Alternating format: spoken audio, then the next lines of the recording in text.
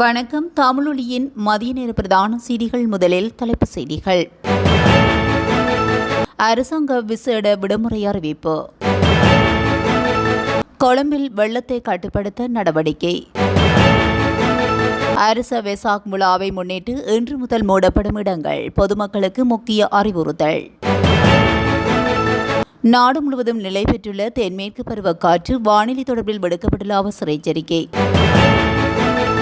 இலங்கையில் 203 பேருக்கு மூளைக்காய்ச்சல் பாதிப்பு, வெளியான அதிர்ச்சி தகவல். கோர விபத்தில் 2 இளைஞர்கள் பரிதாபகரமாக உயிரிழப்பு. இலங்கையில் எரிபொருள் கையிருப்பு தொடர்பில் வெளியான முக்கிய தகவல். ககதுடுவ தியகம வீதியில் கோர விபத்து, 19 பணியாளர்கள் காயங்களுடன் வைத்தியசாலையில். மரக்கறிகளின் விலைகளில் ஏற்பட்டுள்ள திடீர் மாற்றம். தாய்லாந்திலிருந்து போதைப்பொருள் கடத்தி வந்த நபர் விமான நிலையத்தில் கைது. தொடர்பான விரிவான செய்திகள். அரச வெசாக் தினத்தை முன்னிட்டு எதிர்வரும் 31ஆம் தேதி அரசாங்க விடுமுறையாக அறிவிக்கப்பட்டுள்ளது. பொது நிர்வாகம், மாகாண சபைகள் மற்றும் உள்ளூராட்சி மன்றங்கள் அமைச்சர் சந்தன அபேரத்ன வர்த்தமானி அறிவித்தலையும் பிரகரித்துள்ளார். 2026 3 30ஆம் தேதியன்று எடுக்கப்பட்ட அமைச்சரவை தீர்மானத்துக்கு அமைய 2026 5 27ஆம் தேதி முதல் 2026 6 2ஆம் தேதி வரையிலான காலப்பகுதி வெசாக் வாரமாக பிரகடனப்படுத்தப்பட்டுள்ளது. இதற்கு அமைய இன்று மே 27ஆம் தேதி முதல் ஜூன் 2ஆம் தேதி வரையிலான காலப்பகுதியை வெசாக் வாரமாக அறிவிக்கப்பட்டுள்ளது. அதன்படி 2026ஆம் ஆண்டுக்கான அரச வெசாக் உற்சவத்தின் உத்தியோகபூர்வ நிகழ்வு மே மாதம் 30ஆம் தேதி ஏற்பாடு செய்யப்பட்டுள்ளது. இதற்கு அமைய அடுத்த நாளான மே மாதம் 31ஆம் தேதியை அரசாங்க விடுமுறை தினமாக பிரகடனப்படுத்தி பொது நிர்வாக உள்நாட்டல்வர்கள், மாகாண சபைகள் மற்றும் உள்ளூராட்சி அமைச்சு அதிவிசேட வர்த்தமானி அறிவித்தலையும் அண்மையில் வெளியிட்டிருந்தமை குறிப்பிடத்தக்கது. கொழும்பு மற்றும் அதனை சூழவுள்ள பகுதிகளில் ஏற்படும் வெள்ளப்பெருக்கை கட்டுப்படுத்துவதற்கான நடவடிக்கைகள் எடுக்கப்பட உள்ளது. அதற்கு அமைய ஹெங்வெல்ல முதல் மோதரை வரை கழனி கங்கையின் இருபுறமும் 3 மீட்டர் உயரமுள்ள அணைக்கட்டு ஒன்றை அமைப்பதற்கு தீர்மானிக்கப்பட்டுள்ளதாக நாடாளுமன்ற உறுப்பினர் அசித நிரோசன தெரிவித்துள்ளார். வெள்ள கட்டுப்பாட்டுக்கான உரிய திட்டங்களை வகுக்கும் நோக்கில் பிரதமரின் தலைமையில் கொழும்பு மாவட்ட நாடாளுமன்ற உறுப்பினர்களை கொண்ட குழு ஒன்று நியமிக்கப்பட்டுள்ளது. இந்த அணைக்கட்டு திட்டத்துக்கு மேலதிகமாக வெள்ள நீரை சேமிப்பதற்காக 3 பெரிய நீர்த்தேக்கங்களை அமைப்பதற்கும் திட்டமிடப்பட்டுள்ளது.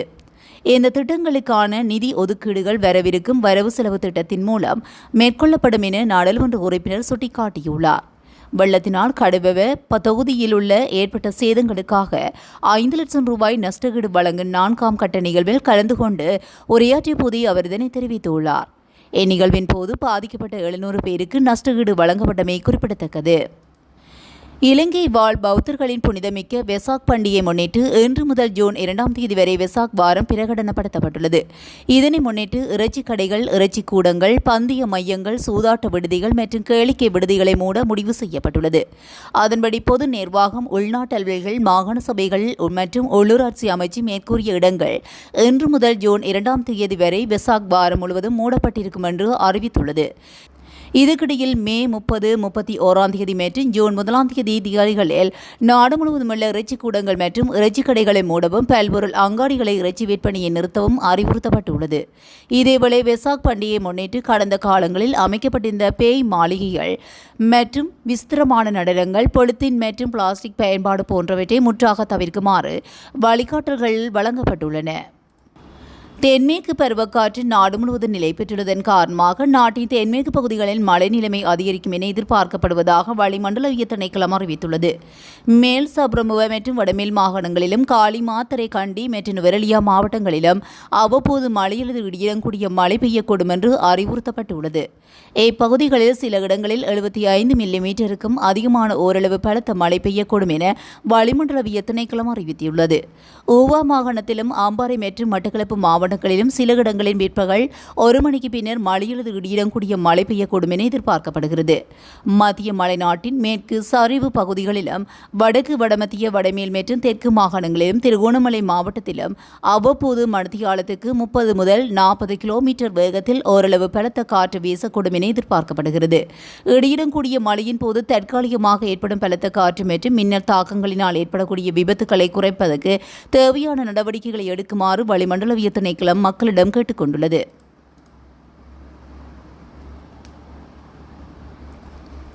இலங்கையில் பல பகுதிகளில் மெனிசைடிஸ் எனப்படும் மூளைக்காய்ச்சல் நோயாளர்கள் பதிவாகியுள்ளதாக சுகாதார அமைச்சு தெரிவித்துள்ளது. இதுவரையிலும் 203 நோயாளர்கள் பதிவாகியுள்ளதாக தெரியவந்துள்ளது. தெனியாய தியத்தலாவ ரிகல்ல கஸ்கட மற்றும் கண்டி ஆகிய பகுதிகளிலே இந்த நோயாளர்கள் பதிவாகியுள்ளதாக சுகாதார பிரதி அமைச்சர் கன்சக விஜயமுனி குறிப்பிட்டுள்ளார். எப்படி இருப்பினும் இந்த நோய் பரவல் குறித்து பொதுமக்கள் தேவையற்ற பயமோ அல்லது அச்சமோ கொள்ள தேவையில்லை என சுகாதார பிரதி அமைச்சர் வலியுறுத்தினார். இந்நோய் குறித்து தொற்று நோயியல் நிபுணர்கள் தற்போது விரிவான பரிசோதனைகள் ஆரம்பித்துள்ளதாக சுகாதார பிரதி அமைச்சர் கன்சக விஜயமுனி மேலும் தெரிவித்துள்ளார். அம்பாறை போலீஸ் பிரிவுக்குட்பட்ட டிராக்டர் சந்தைக்கு அருகில் நேற்று இரவு இடம்பெற்ற கோர விபத்தில் 2 இளைஞர்கள் உயிரிழந்துள்ளனர். புத்தங்கல பகுதியிலிருந்து ஹோல்மென்கல நோக்கி பயணித்த டேப்பர் வாகனம் பாலிகா சுற்று வட்டம் பகுதியிலிருந்து அம்பாறை பொது வைத்தியசாலை நோக்கி சென்ற முச்சக்கர வண்டியுடன் மோதி நேற்று இரவு இந்த விபத்து இடம்பெற்றுள்ளது. இந்த விபத்தில் முச்சக்கர வண்டியின் பின்னால் பயணித்த மேலும் 3 அம்பாறை வைத்தியசாலையில் அனுமதிக்கப்பட்டு சிகிச்சை பெற்று வந்த நிலையில் அவர்களில் ஒருவர் உயிரிழந்துள்ளதாக போலீசார் தெரிவிக்கின்றனர். இவ்வாறு உயிரிழந்தவர்கள் தடையந்தலாவ மற்றும் நவகம்புர பிரதேசங்களைச் சேர்ந்த 23 மற்றும் 24 வயதுடைய 2 இளைஞர்கள். இந்த விபத்துடன் தொடர்புடைய டிப்பர் வாகனத்தின் சாரதி கைது செய்யப்பட்டுள்ளதாகவும் விபத்து குறித்து அம்பாறை போலீசார் மேலதிக விசாரணைகளை மேற்கொண்டு வருகின்றனர். இலங்கையை ஜூலை மாதம் இறுதி வரை எரிபொருள் தேவையை பூர்த்தி செய்வதற்கு தேவையான போதிய அளவு எரிபொருள் கையிருப்பில் உள்ளதாக இலங்கை பெட்ரோலிய கூட்டுத்தாபனத்தின் முகாமைத்துவ பணிப்பாளர் மயூரா நெத்திகுமாரகே தெரிவித்துள்ளார். எதிர்வரும் மாதங்களில் தடையற்ற எரிபொருள் விநியோகத்தை உறுதி செய்யும் நடவடிக்கை எடுக்கப்பட்டுள்ளதாக அவர் குறிப்பிட்டுள்ளார். அதற்கு அமைய 28 மற்றும் 31ஆம் தேதிகளில் மேலும் 2 கச்சா எண்ணெய் கப்பல்கள் நாட்டை வந்தடைய உள்ளதாக அவர் குறிப்பிட்டுள்ளார். எரிபொருள் விலை அதிகரிக்கப்படலாம் மற்றும் தட்டுப்பாடு ஏற்படலாம் என வெளியாகி வரும் செய்திகள் குறித்து கருத்து தெரிவித்த நெத்திகுமாரகே எரிபொருள் விலையை அதிகரிப்பதற்கு எந்தவொரு தீர்மானமும் எடுக்கவில்லை என அவர் குறிப்பிட்டுள்ளார். தட்டுப்பாடு நிலவுவதாக கூறப்படும் கருத்துக்களை அவர் முற்றாக மறுத்துள்ள நிலையில் இந்த மாதம் மற்றும் ஜூலை மாத இறுதி வரை நாட்டுக்கு தேவையான அனைத்து எரிபொருள் இருப்புகளும் ஏற்கனவே கையிருப்பில் உள்ளதாக அவர் சுட்டிக்காட்டியுள்ளார். இம்மாதத்துக்காக எதிர்பார்க்கப்பட்ட அனைத்து எரிபொருள் கப்பல்களும் ஏற்கனவே நாட்டை வந்தடைந்துள்ளதாக அவர் மேலும் தெரிவித்துள்ளார். கொழும்பு ககதுடுவ தியகம வீதியில் ஆடை தொழிற்சாலை பணியாளர்களை ஏற்றி சென்ற பேருந்து ஒன்று நேற்று மாலை கட்டுப்பாட்டை இழந்து வீதியை விட்டு விலகி அருகில் இருந்த வயல்வெளி ஒன்றுக்குள் கவிழ்ந்து விபத்துக்குள்ளாகியுள்ளது. இவ்விபத்தில் 19 பேர் படுகாயங்களுக்குள்ளாகியுள்ளதாக போலீஸ் தலைமையகம் தெரிவித்துள்ளது. விபத்து சம்பவம் குறித்து போலீசார் வெளியிட்ட தகவலின்படி ஆடை தொழிற்சாலை பணியாளர்களை ஏற்றி சென்ற இருந்த பேருந்து ககதுடுவ தியகம வீதியில் பயணித்துக் கொண்டிருந்த போது அதே வீதியில் எதிரே வந்த மற்றொரு வாகனத்துக்கு இடமளிக்க முயன்றபோது இதன்போது எதிர்பாராத விதமாக ஓட்டுநரின் கட்டுப்பாடு இழந்த பேருந்து வீதியை விட்டு விலகி அருகில் இருந்த வயல்வெளியில் தலைகளாக கவிழ்ந்து விபத்துக்குள்ளாகியுள்ளது. விபத்தில் நேரிட்ட உடனே அப்பகுதியின் மக்கள் மற்றும் போலீசார் இணைந்து பேருந்தினுள்ளே சிக்கியிருந்த பணியாளர்களை மீட்டுள்ளனர். காயமடைந்த 19 பேரில் 17 பேர் சிகிச்சைக்காக கோமாகம ஆதார வைத்தியசாலையில் அனுமதிக்கப்பட்டுள்ளனர். ஒருவர் மேலதிக சிகிச்சைக்காக கலுபோவில போதனா வைத்தியசாலைக்கு மாற்றப்பட்டுள்ளதாகவும் மற்றும் ஒரு பணியாளர் வேதர வைத்தியசாலையில் அனுமதிக்கப்பட்டு சிகிச்சை பெற்று வருகின்றார். விபத்து குறித்து ககதுடுவ போலீசார் மேலதிக விசாரணைகளை மேற்கொண்டு வருகின்றனர். இலங்கை உள்நாட்டு சந்தையில் மரக்கறிகளின் விலை சற்று அதிகரிப்பை பதிவு செய்துள்ளது. இதன்படி நுவரெலியா பொருளாதார மத்திய நிலையத்தில் 1 கிலோகிராம் கரிமிளகாய் 580 ரூபாய்க்கு விற்பனை செய்யப்பட்டும் அதேவேளை வவுனியாவில் 450 ரூபாய்க்கும் விற்பனை செய்யப்பட்டுள்ளது. வவுனியாவில் 1 கிலோகிராம் உருளைக்கிழங்கு 300 ரூபாய்க்கும் நுவரெலியாவில் 270 ரூபாய்க்கும் விற்பனை செய்யப்பட்டுள்ளது. வவுனியாவில் 1 கிலோகிராம் கேரட் 420 ரூபாய்க்கும் நுவரெலியாவில் 330 ரூபாய்க்கும் விற்பனை செய்யப்பட்டுள்ளது. நுவரெலியாவில் 1 கிலோகிராம் லேக்ஸ் 310 ரூபாய்க்கும் வவுனியாவில் 380 ரூபாய்க்கும் விற்பனை செய்யப்பட்டுள்ளது.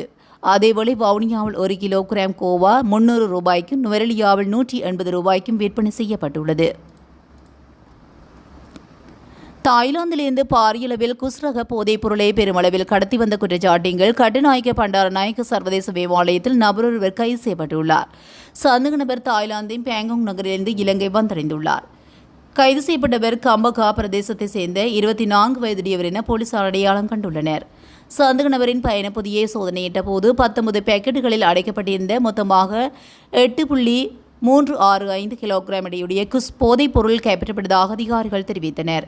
கைப்பற்றப்பட்ட இந்த போதைப் பொருளானது 80 மில்லியன் ரூபாவுக்கும் அதிகமான பெறுமதி கொண்டது என தெரிவிக்கப்பட்டுள்ளது.